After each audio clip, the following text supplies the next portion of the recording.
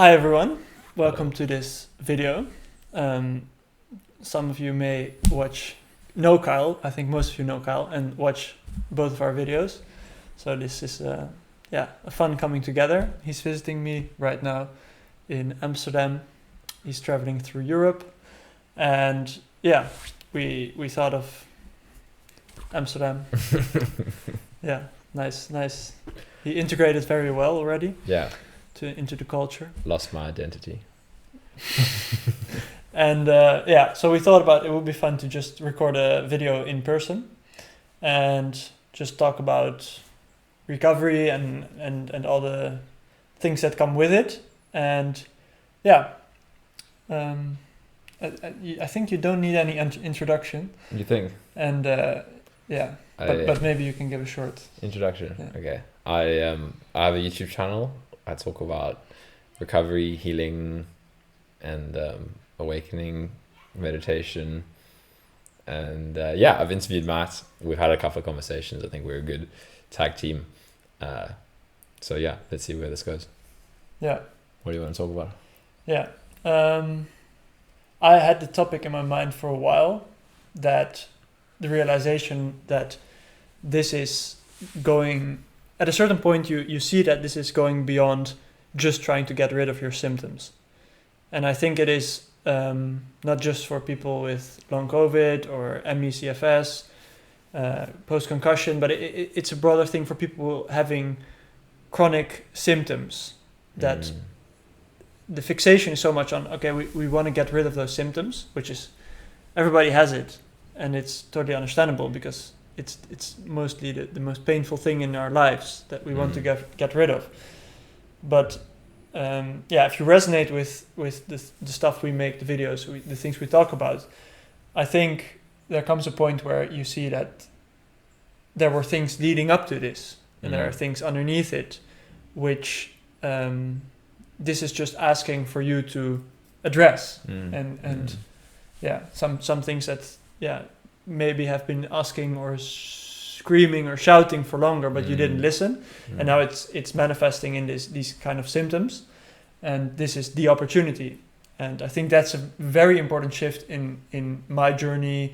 I think in your journey as well, where you kind of see that this is an opportunity for something bigger. Yeah, exactly. I think it's like an understanding. It's like a shift from the focus of the one thing that, like, we get so focused on, you can call it like the catalyst or something, like COVID for me, or, same for you, but for other people, it's concussion, or I don't know, whatever, like we get focused on that, like that, and then the labels around it and all of that. But I think having a more kind of longer term understanding of the way we were living life, our lifestyle maybe, and then like you said, like things we weren't addressing, parts of ourselves that we were, like, if I speak from my own experience, this was actually quite clear to me pretty early on, that this was an opportunity to let go of a lot of, parts of myself that needed to be addressed, basically, whether that was relationship, where I was going with my life, basically. We're having some technicalities, but basically I think having that broader perspective of kind of who we were coming into this, and just like that maturity to look at parts of ourselves that need to be addressed, right? Like that's something that it's such a intuitive thing. I think, like, I can't tell somebody exactly what that's going to be, but it's like these kind of things that you can know in yourself. Like if somebody had asked me like 3 years back or whatever, like when I was in the midst of this, like, are there areas of your life that don't align with what feels right for you? I would have said yes, even if I had no spiritual context for anything, none of this, understanding what authenticity truly meant. There's a part of us that always knows that there's something that we're doing that doesn't align with what we really wanted to be. And that is inherently stressful in the nervous system. Like, I think this is also a massive part of this, is understanding the nervous system. Again, that's the key to shift away from focusing on like COVID as the only aspect of this, or whatever, searching for biological, whatever downstream effects of like a dysregulated nervous system. But for me, working with like Tracy, who I've spoken about before, a physiotherapist who had a holistic understanding of the nervous system, helped me to see that like these things that are just seem, I don't know, like everyday kind of issues were causing my physical symptoms, So I think, realizing that this runs way deeper than just kind of some focus on illness and symptoms, and seeing it as an opportunity to kind of rebirth, like a chance to no longer be stuck in the old way of being. That was what was really the relief for me, to be honest. Like when I felt into, when all this was happening, it was really intense, and it got a lot more difficult as the physical symptoms got a bit worse later on. But there was periods for like months where I was deep feeling in me that it was like, I'm not stuck and bound in this life that I thought I was going to be stuck in that didn't align, so it was like an opportunity to make some changes that I would have been afraid to make, like dropping out of my studies and ending my relationship, things that I've been wanting to do for a long time, but I just felt like I didn't have the balls to do it in one way. And then the illness was like my body saying, do this, like you have to fucking do this, Yeah, I can relate to that, definitely. But I think for me, it took a lot longer to realize this.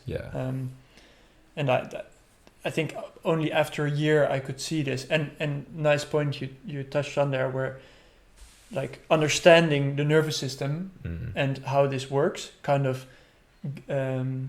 opened up for me to feel into the intuition of like, there was something there. This wasn't feeling right, and this is feeling better for me now. Like I was very analytical. I still am minded.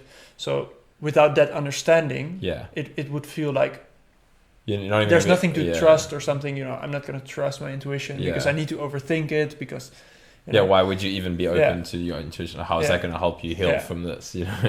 So that understanding is really important, I think. That's true.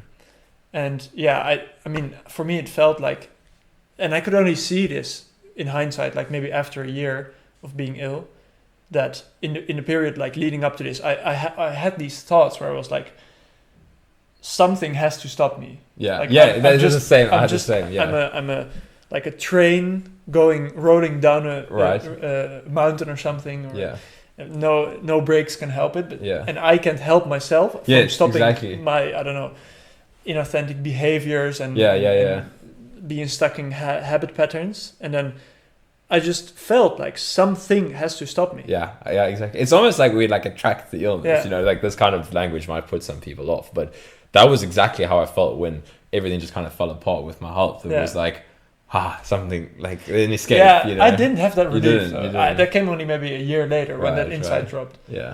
But I did have the things beforehand where I was like, I'm not gonna change. Like I need something to push me. And this was the thing that pushed me, but it didn't feel good at all. It wasn't. It was so painful, and that's why I couldn't realize in the moment. But eventually, you can come to these insights that this can be the biggest opportunity of your life. Yeah, for sure. Yeah, it's like the most like liberating thing on the other side of it is just like this doorway into your kind of most authentic self. But it is, I mean, there's so many different ways to talk about this, but I see some like more kind of spiritual content nowadays that I really like. It's a nice way to talk about this whole process, like stuff about like death and rebirth and like a phoenix that has to literally burn, and then but you rise from on the other side like a completely, free of all that fear and everything that was stopping you from, because like you said, we have that feeling that I'm not living my most authentic life, but we're so afraid and we're just so trapped in that way of being that we feel like we're helpless to make the change. And this is where life, the universe kind of, it's like Ajay Shanti says, what does he call it? Something about grace, fierce grace, where it's like, the universe is answering your call, basically. It's saying, I need help. I can't change myself on my own. But your small self, like your ego that's getting ripped apart by this process, is going to fight it tooth and nail first. You're going to go through it and you're going to be like, this is the last thing I ever wanted to happen to me. You'll hear us maybe talking about this depending on what stage you're in. I would have felt this like in my first year and a half or so, listening to people saying like, oh, you wanted this. I would have been like, fuck you. Why would I want this? Yeah. But I mean, you do. And that's where the compassion is key, to understand that it's intense. It's a lot of struggle. You know, you're doing your best, but opening to this foundation of another perspective that maybe this is here to serve me. And that's why I say, be really honest with yourself, you know, that like, is this helping me to change something in my life? Is this forcing me to address parts of my life that I was trying to shut away? And then you can maybe start to open to this perspective. But what is key is understanding both sides, because like we were saying, you had this kind of realization later on. I had it more early on, like my first 6 months after I realized I was, you know, quite stuck. It was like a freedom, and I was like dropping parts of my life that needed to be dropped. And that was quite exciting. And then I hit a wall basically where I was like, oh fuck, but I'm stuck, you know. And it was also like all the reflections on time, where it was like, okay, a year and a half, I thought I was, you know, deal with all this shit, but after a year and a half, I'm going to be back like doing the things I want to do. Yeah. So that's like the plunge into acknowledging the suffering, I suppose, because it was like, you know, you can start to have this positive mindset, which I think is key. Like, it's not toxic positivity. It's really just a more recovery mindset. But at the same time, allow yourself to feel the helplessness, you know, allow yourself to, I had to do this, right? I had to really acknowledge the fact that I felt helpless. You know, we've spoken about it before in like the interview we did for you, like that rock bottom is the surrender of the ego. Yeah. And from there, life will grant you paths. But the thing is, we're only willing to take those paths because we've been absolutely beaten down, if that makes sense, you know. And it doesn't feel like that at the time. It's not like you get a notification of like, oh, you've hit rock bottom. Yeah, exactly. From now on, things will go better or something. You don't know where things are going, but you will start to, like, we can all look back, even speaking with Juliana, the interview I posted recently, like talking about, what was it? Like just, like she'd met like a spiritual healer or something that was like, from now on things are going to start to go in the right direction. And it was the same for me. I didn't have anybody telling me this, but once I was absolutely obliterated, there is still an element of choice though. I don't know, this is a difficult topic, but if I can say from my perspective, there was the element of, I had to acknowledge that like wallowing in my own despair was not going to make things any better.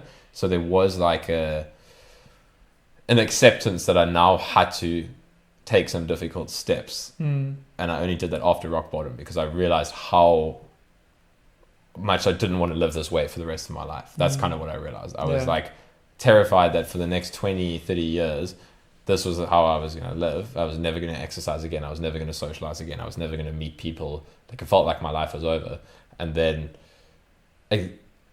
but there was still a part of me that was trying to escape life through the illness, right? So it was like, oh no, but this is actually quite nice. I think that was maybe the thing about my journey, was there was a part of me that needed that escape from the world, basically. And then I had to see how much I didn't actually want it, because it got so dark. And then it felt like a choice. And, you know, who knows, there's different ways to talk about choice, but it was the choice that I started like, what small steps can I make that I know will actually put me in the right direction, you know? And it was acknowledging the things that I'd found helpful along the way, but I dropped them. So yeah, I mean, it's the whole journey is so kind of, if you look back on it, it's so intelligent in how like all the pieces fit together.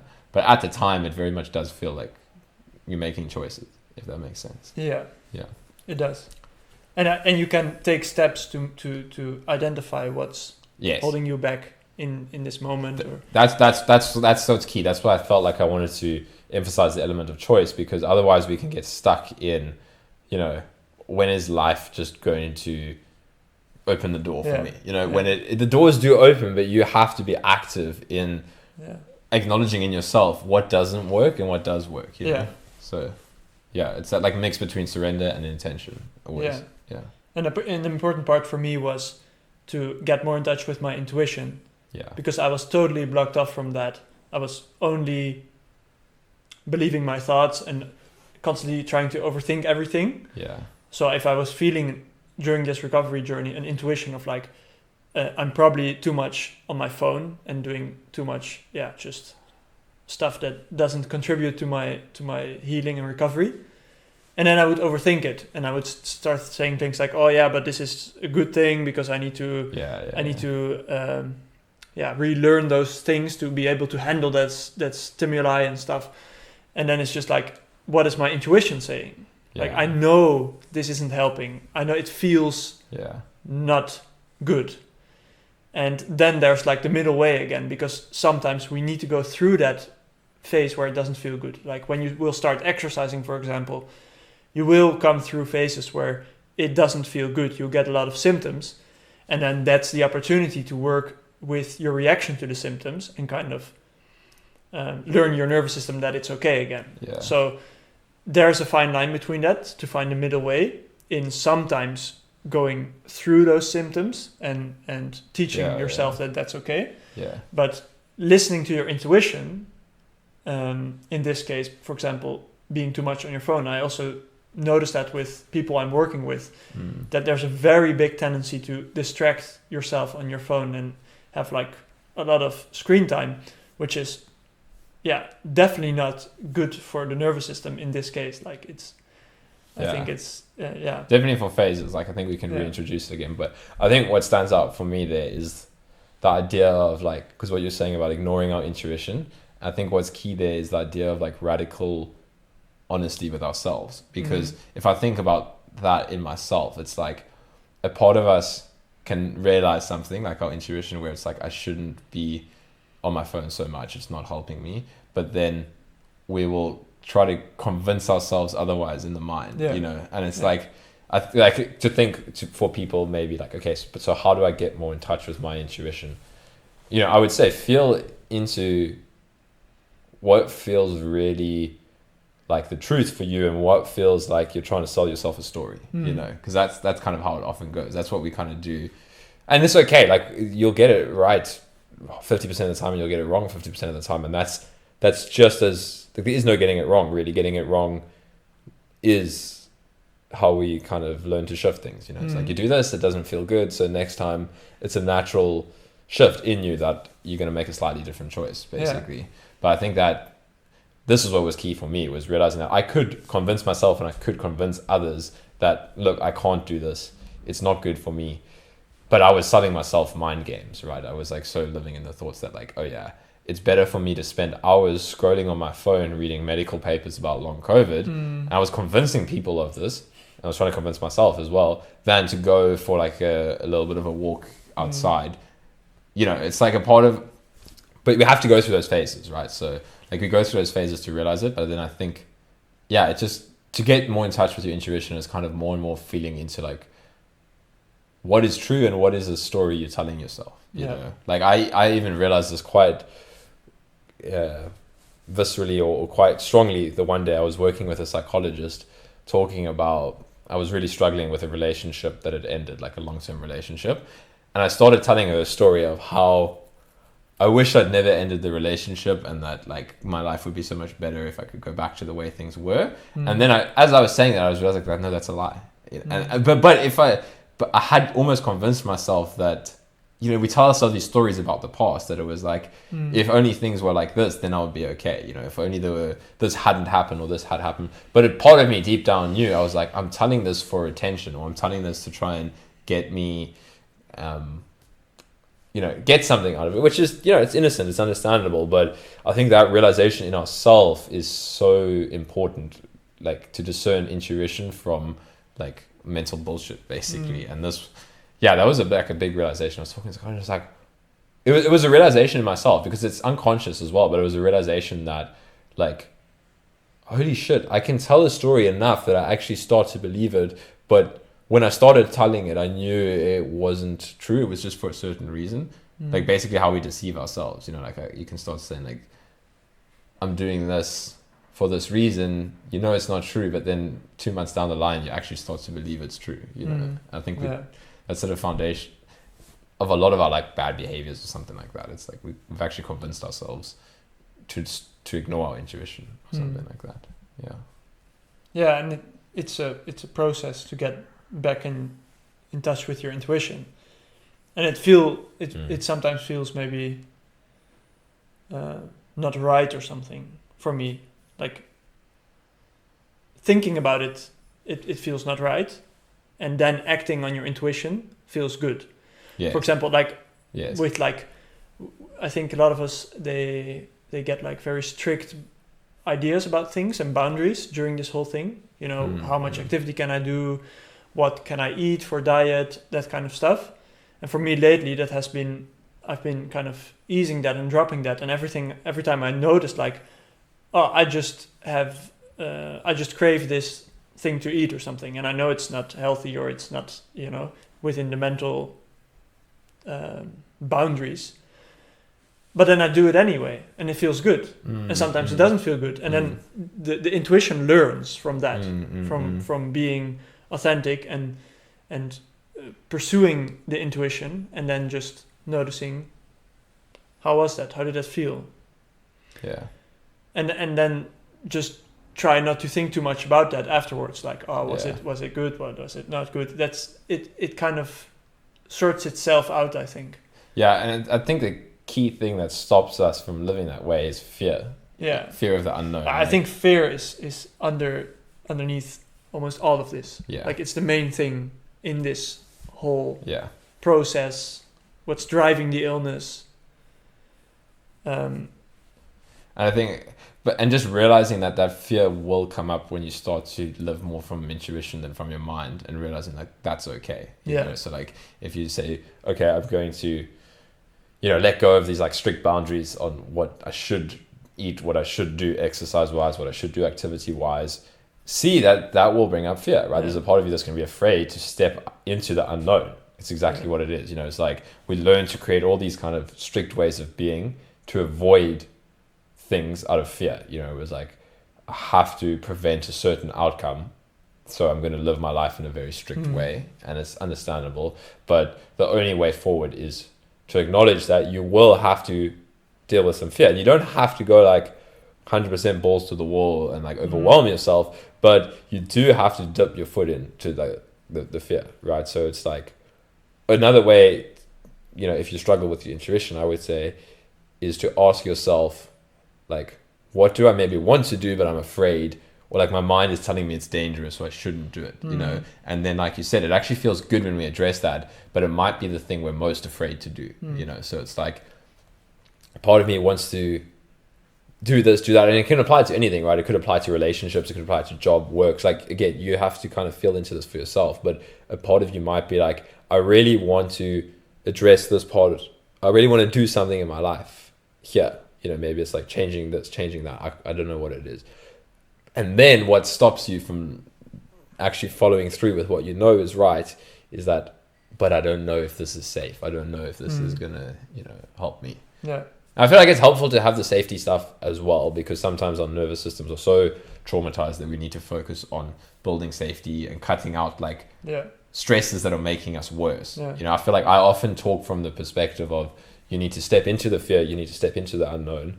But for some people, you do need to focus on safety, or just like establishing. First, I think that was in like exactly. first of a phase where I was doing a lot of breathing, meditation, stretching, like doing all these like polyvagal exercises to kind of calm my nervous system and create a safe space from which I could expand. But it will never feel like you've reached that point of there being a safe space from which you can expand. That will never feel like it. So then after you've done that for a while maybe, and you cultivated some practices which help you calm down, or don't, because sometimes it feels like I wasn't able to calm myself down. Yeah, exactly. And then trying to calm me down was creating so much stress and fear. And so, because then I got into my head that it's like, okay, I get this illness now, I just need to be calm all the time. Yeah. And then you that wasn't working. Yeah, you become afraid of anything that's stressful or anything like that. So then you will walk up the stairs and your heart rate starts elevating, and then you're like, oh no, well, I need to calm down, blah blah blah. Yeah. And that starts the cycle from like the snowball starts to tumble. Yeah.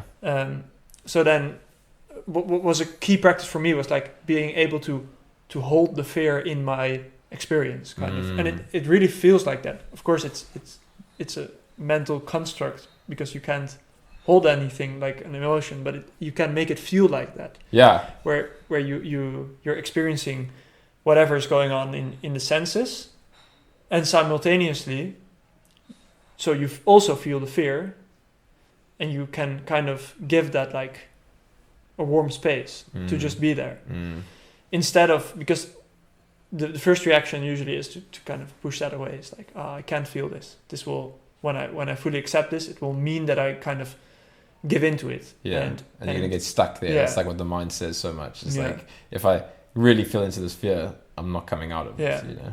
Yeah.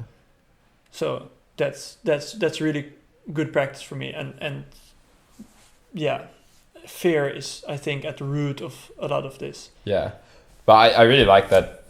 That practical way of working with fear that you gave is such a, I mean, it's kind of the same way that I did it as well, is that like understanding that you can experience the fear and at the same time you can experience safety in a sense, whereas our mind was always turning it into like a this or that, where it's like, I need to establish safety, so that means I need to run away and annihilate fear, basically. Like fear is the enemy. And that can often come across, like when we were talking about this earlier, where we were saying like fear is at the root of this illness, but it's the fear of fear that like it's like this like fucking inception.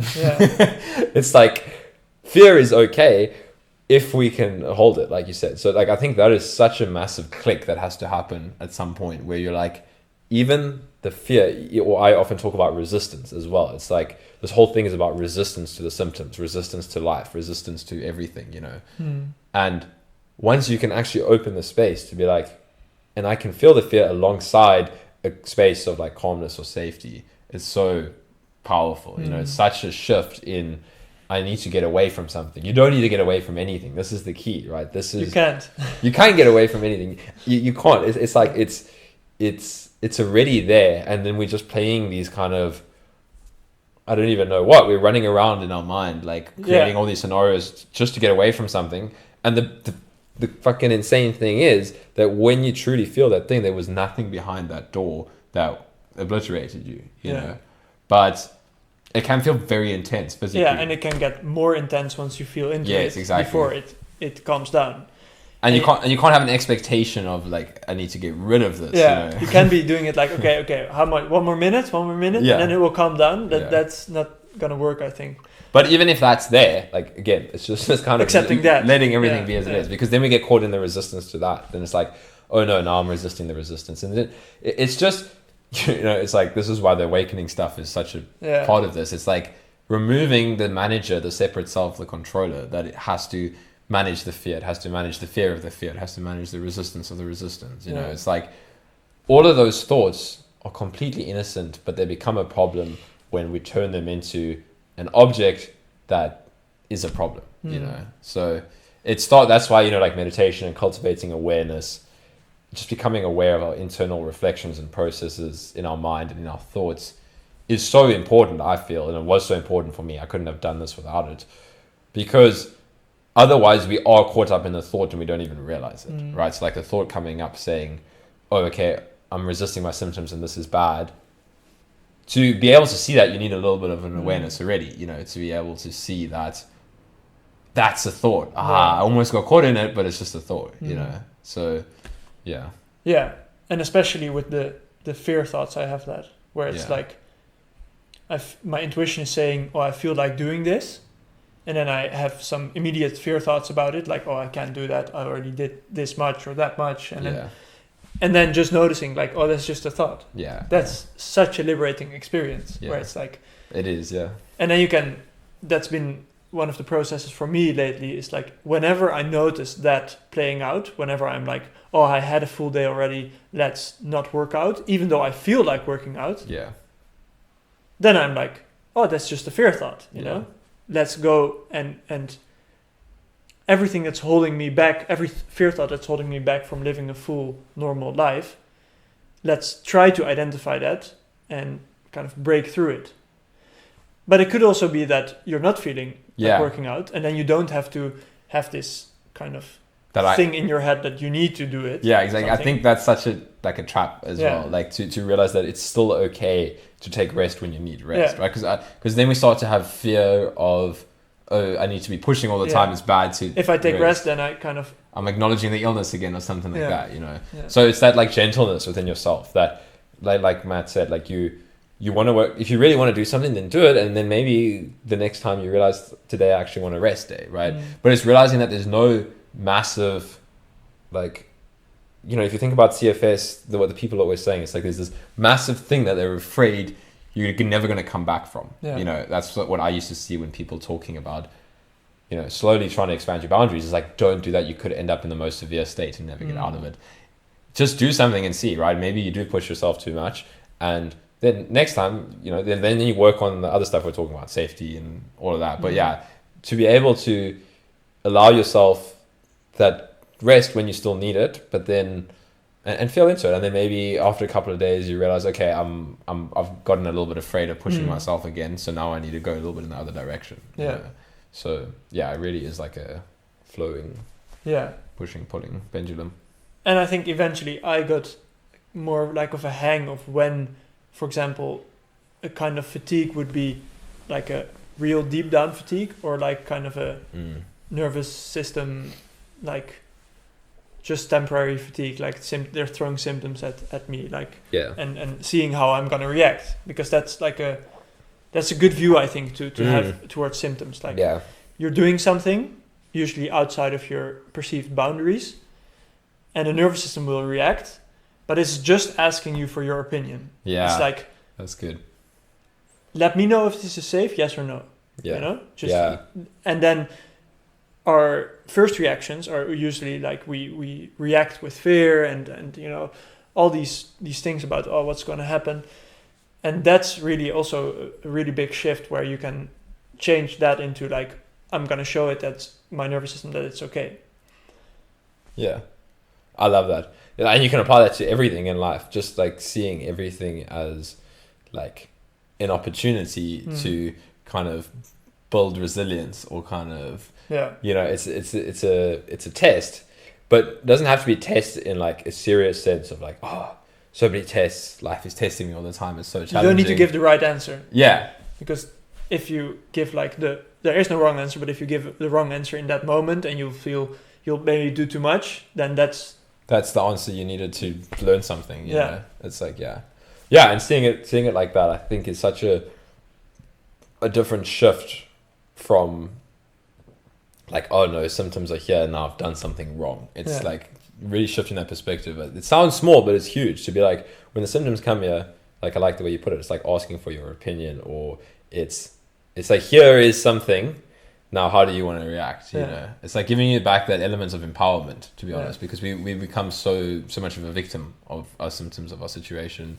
and then it's like, now this is here and there's nothing I can do about it except go into panic mode. But it's like that, realizing that you don't have to do that. You know, it's like, this is here, and it's such a liberating thing.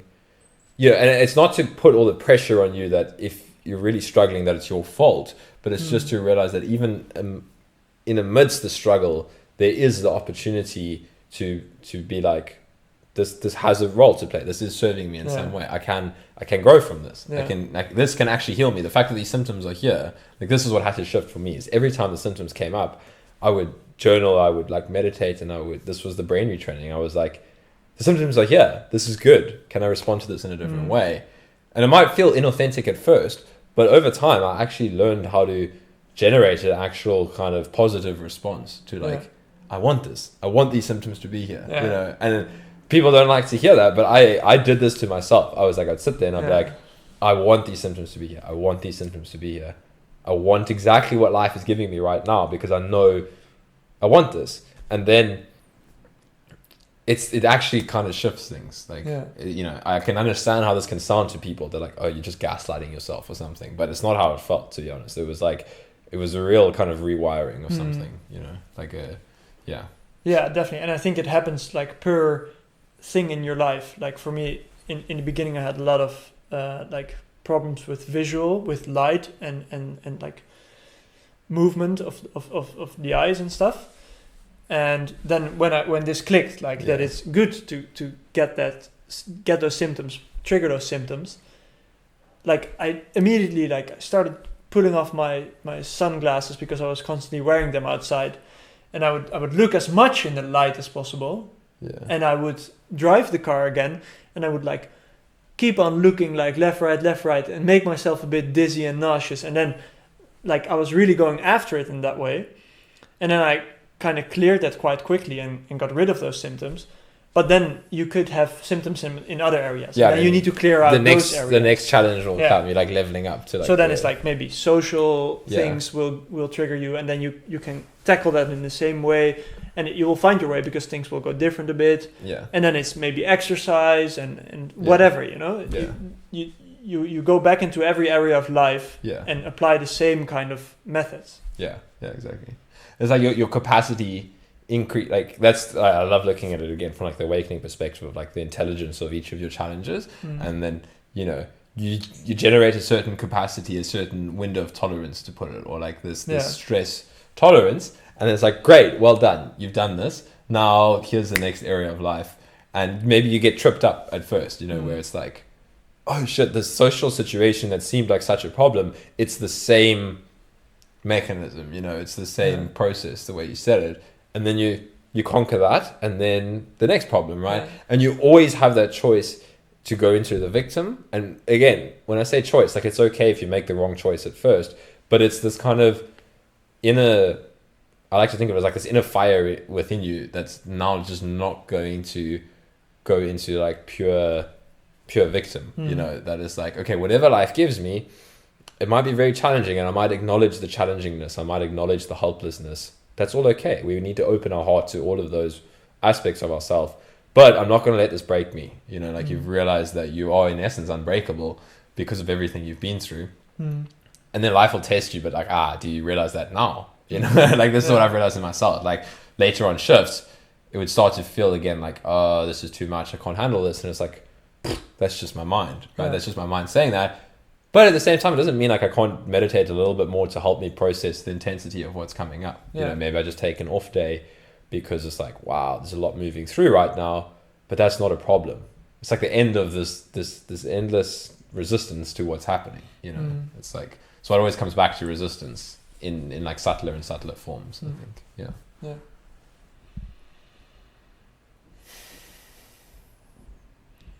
Yeah, I also thought about touching on something which I experienced myself, where I kind of knew what I should be doing, but I kept on consuming these videos with information about this, like all these different topics.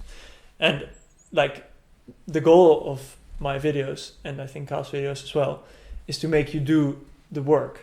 Like the videos are here to inspire you to do it.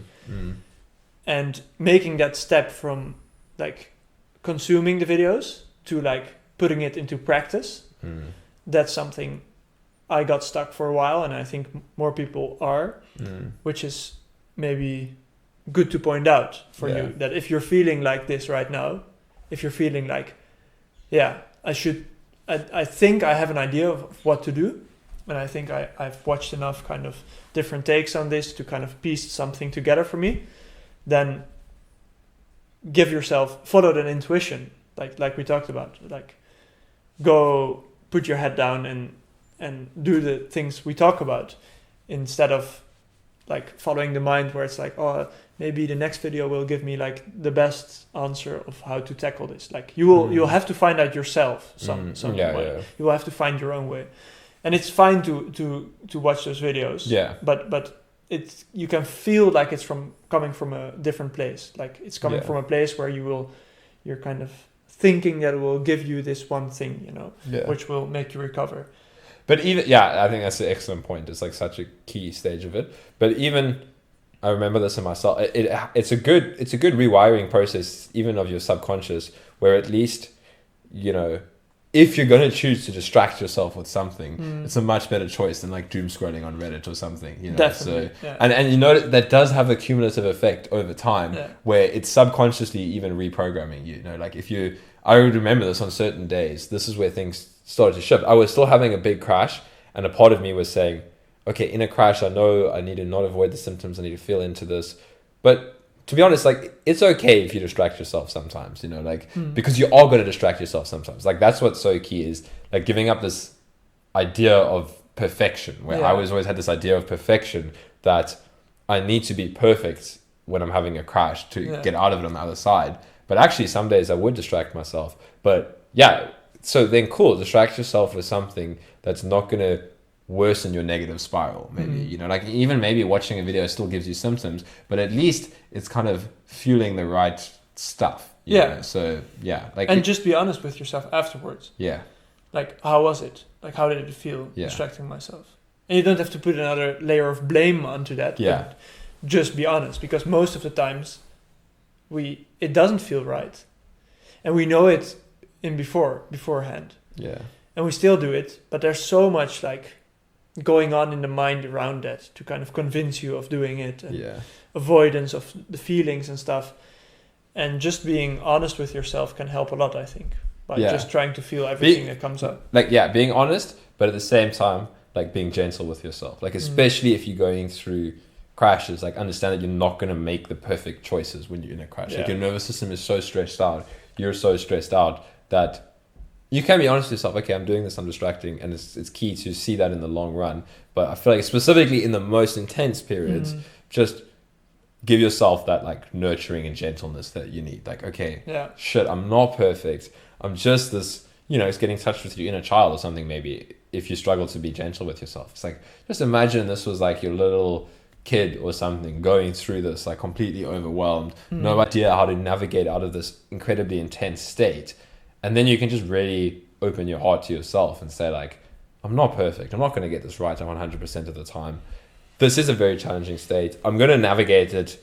I'm going to try my best. And maybe I do like 60% of what's right, and 40% of what I know is not the best for me. But because that makes a huge difference, as opposed to like doing things and then adding that extra layer of blame. You know, it's like, even I've been through periods of this kind of post the recovery, working through like shadow stuff, and a lot of like in very intense distraction patterns came up, and actually just allowing that to play out guilt-free, blame-free, was what released it on the other side, as opposed to kind of, you know, Suzanne Non-Duality has said something which was helpful for me, that she kind of went through the same process. And we often get afraid that we're going to get stuck in those ways of being forever, but sometimes it is just something related to like what's coming up. You know, there's like some deep resistance patterns coming up, and then our old ways of dealing with those resistance patterns come up with it. You know, it's like, oh, okay, there's this emotion that I'm terrified of feeling coming up, and in the past, the only way I would deal with this complete shame and unworthiness was to distract myself with movies and eating and, you know, whatever, porn, like anything to give you a pleasurable sensation to run away from the difficult sensation. But doing that guilt-free is like a massive extra layer not added on. You know, it's just like, okay, I'm not perfect. It's like a level of awareness. At least you're aware of what you're doing. You know, that's the difference. It's like, okay, I would do this. I'm like, okay, I'm distracting myself. Let me see. Does this satisfy me? Okay, no. But whatever, I only need to go afterwards, and because you're going to face it eventually in any case, you know, and afterwards on the other side, then you feel it. And it's like, okay, I chose the longer route, maybe, or something like that. And like you say, inner child like approaches can be so helpful for this. Yeah, exactly. Where you're like, you're not gonna shout at that child and be angry at him. It's like you're here to learn, you know. Yeah. Learn by making mistakes. Yeah. And that can really give that compassionate approach. Yeah. Yeah, and you need to realize that in yourself as well, because we can like think of this for a child, and that's a good place to start, but realize that you have that in you as well. Like, we have all these kind of, if you think of like, I think Angelo or somebody spoke about this before, and I thought it was such a great way of putting it. Like, we have all of these identities that build on top of each other, but the old brain networks are still there. You know, you have like your 5-year-old self that had certain kind of, you know, neural wirings, and then it builds on top of that, like your 10-year-old self, your 15-year-old self, your 20-year-old self. And in the most intense states, we'll probably revert back to like our kind of initial conditioning, that it's like, that kind of fear, and then you need to kind of meet that part of yourself in that, like a 5-year-old that needs to be held, but like realize that's in you as well, you know, that like, you know, we can hear this and be like, oh, okay, of course I would have compassion for my child, but for me, I need to be hard on myself, you know. It's like this self-criticism or harshness, which comes from a fear of feeling certain things. It's like Ajashanti had said it before, it's like a calcified heart, in the sense of like, we become so hardened in our heart that's why we don't soften and kind of melt into our own self-love. But yeah, I think realizing that in yourself, that whatever you're going through, just start to say like, hey, it's okay. Like, I love you. I accept you. You're doing your best. You can get through this. This is not going to last forever, but it's okay if you're afraid. It's okay if you're scared. Like, really dropping this harsh go, go, go approach. I did a lot of this. You know, sometimes I don't talk from this space as much anymore, but I think it's really helpful to reflect back on this, that I did a lot of that kind of, wow, it's okay. Like, I love you. You're okay. I don't need to fight with you. You're doing your best. Like, all of that kind of stuff. Like, really, working with yourself with compassion creates such a different space that you're working from, basically. You're no longer working from this fear and tension space. And you can, like, if I look at my own arc with all of this, like, nowadays I like to push myself quite a lot, and then I often, you know, I think it's just in a natural way, like, our nervous systems will get overloaded if we like exercise way too hard and too much stress and too much external stress, blah, blah, blah, blah, blah. And then to go and sit and meditate and use these kind of techniques again is such a great reminder. It's like, oh, okay, even where I'm at now, you know, having been through all of this, talking about this stuff online, there could be sometimes a feeling in me that it's like, oh, I'm past all of that. But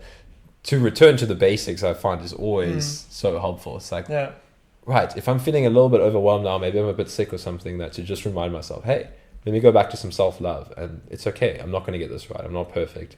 But at the same time, trusting that, you know, things are going in the direction that they need to, even if you can't see that, you know.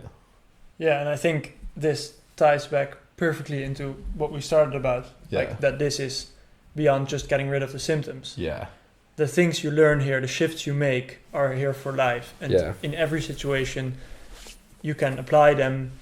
Even like every situation that I would have perceived as something negative or something in the past is almost seen as an opportunity right now, because of the shifts I made in mindset, in awareness, and the tools I have at hand to kind of work with that. And sometimes it doesn't feel nice at all, because it used to be just nice to be able to blame someone for something or to just lash out and get angry. You can't hide from yourself anymore. And that's something then to work through. Yeah. But it's better at the other side. Yeah, it's worth it. Yeah. I mean. and so I think this is a perfect comeback and together. A nice circle. It isn't just about this illness or the symptoms or like. Not at all. You get so much deeper. And You really, there's no distinction anymore. Like for me, in the sense of like, it's all, you know, this can sound a bit cliche or something, but it's all just one thing happening. Like everything, all the symptoms and the physical struggles and everything was just learning to process every single part of life, basically, because it's not like this is separate from the rest of life. You know, it's like this is us learning to no longer like believe that one part of life is correct and one part of life is wrong. Like, that's where freedom comes from. Freedom doesn't come from getting rid of all of your physical symptoms and this end goal of full recovery, right? You can have a massive shift out of all of that, but this is what I always come back to, is like, freedom comes from an an equanimity in whatever is happening, you know, like whatever you're doing in life, there can be peace amidst the chaos, you know, there can be whatever is happening externally, and you realize that you're untouched. A part of you is always untouched, you know, and this is often the entry point into it, is for everything to fucking fall apart. And then you realize that, oh, even when everything fell apart, there was still some part of me that was left after all of my identities were stripped away. And I thought that I would be done for if that ever happened, but you realize you weren't, you know. So yeah, I mean, it's like, it just becomes seeing every part of you as okay as it is, and every part of life as okay as it is, and like a trust and an understanding in everything happening in a perfect way, even if the mind can't see that in the moment. But it's like there's this, we can still get caught up in the mind, but for me there's just this like this awe of everything, like wow, it's just so incredible how it all plays out. And I never would have had this before, this whole thing, like like just this constant fascination with what experience is going to happen next, and an openness to all experience. Like I think that's what's key, is like we were so locked off from half of experience and chasing half of experience, and that's what suffering. You know. And you'll see that as well, like when you will start to recover and start doing more things. Yeah. You'll see that you may have had this idea that, oh, then when I'm recovering and I can do this again, then I will be happy and things will all be so good.